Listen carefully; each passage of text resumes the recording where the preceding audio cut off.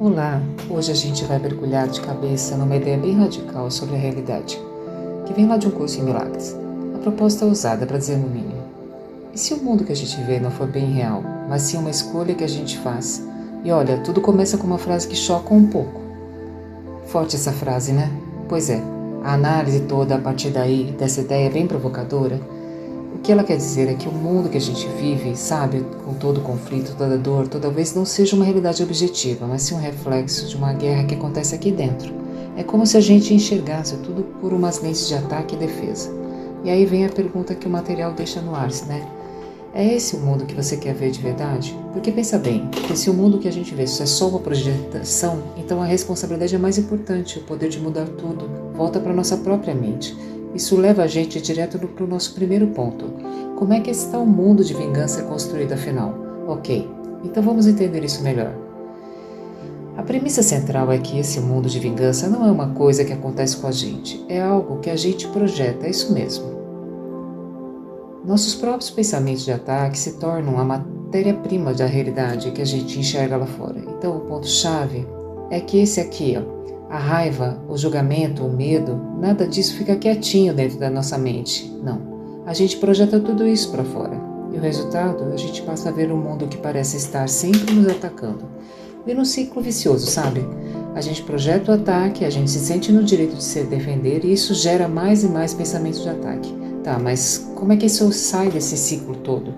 Para achar a saída, a gente precisa primeiro entender que existem duas maneiras totalmente opostas de enxergar o mundo. De um lado tem a percepção e do outro o conhecimento. Olha só, o que a gente tem aqui é o coração do conflito. De um lado, a percepção, que é um mundo que a gente vê, que a gente já conhece, né? Passageiro, cheio de incerteza, de medo, de julgamento. É onde a gente vive assim quase o tempo todo. Já do outro lado tem o conhecimento, que é eterno, é certeza, é amor, é unidade. É a realidade do espírito, um lugar onde o medo simplesmente não entra. E quem será o grande arquiteto desse mundo da percepção, desse mundo do medo, de vingança? Bom, a fonte original dá um nome para ele, é o ego. O ego, então, não é que a gente é de verdade. Pensa nele como uma identidade falsa, sabe? Construída todinha em cima da ideia de separação. É um sistema de pensamento que cria uma imagem de si mesma baseado no que deseja ser e não naquilo que se é de fato. Aqui a gente vê direitinho como é que o ego funciona. Ele vive de quê? Da separação, de comparação, do julgamento, e é ele que é fonte daqueles pensamentos de ataque e de culpa. E talvez o mais importante de tudo, ele morre de medo da própria destruição, porque o fim dele significaria a nossa volta para o conhecimento, para a unidade. Mas calma, é aqui que o jogo vira. A gente não está preso ao ego para sempre. Existe sim um caminho para sair dessa prisão da percepção. E tudo, absolutamente tudo, começa com uma decisão. Simples, mas muito poderosa. Essa frase é a chave de tudo. É a declaração de que estamos dispostos a largar lá para lá as velhas formas de ver, aquelas percepções de ataque e abrir a mente para algo novo. É o reconhecimento de que, poxa, o jeito que o mundo tem sido visto até agora não está trazendo paz. E aqui está o princípio fundamental da mudança. Olha que interessante, o mundo é o efeito, não a causa. Com isso, a gente deixa de ser vítima de um mundo que está lá fora e passa a ser responsável pela causa que está aqui dentro. É igual um espelho. Não adianta tentar mudar o reflexo mexendo o espelho. A mudança tem que acontecer primeiro na fonte, nos pensamentos. Então tá. Mas como isso funciona na prática? O caminho é basicamente um processo de 3 passos. Primeiro, identificar a causa daquele mundo de vingança, que são os próprios pensamentos de ataque, mas sem se julgar por isso.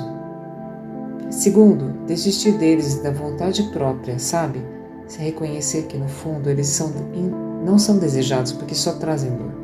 E terceiro e último passo, permitir que eles sejam substituídos por uma percepção corrigida, que o curso chama de visão. E qual é o resultado dessa escolha toda? O que acontece quando a gente finalmente troca esses pensamentos de ataque pela tal da visão?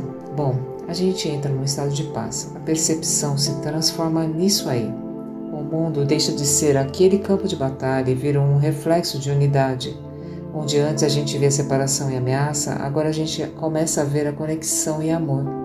Com a visão, a aquelas imagens de ódio que a gente projetava são tipo iluminadas e transformadas. A beleza toma um lugar e o mais incrível é que o mundo não muda fisicamente, não, mas a maneira como a gente o percebe, essa sim é totalmente renovada.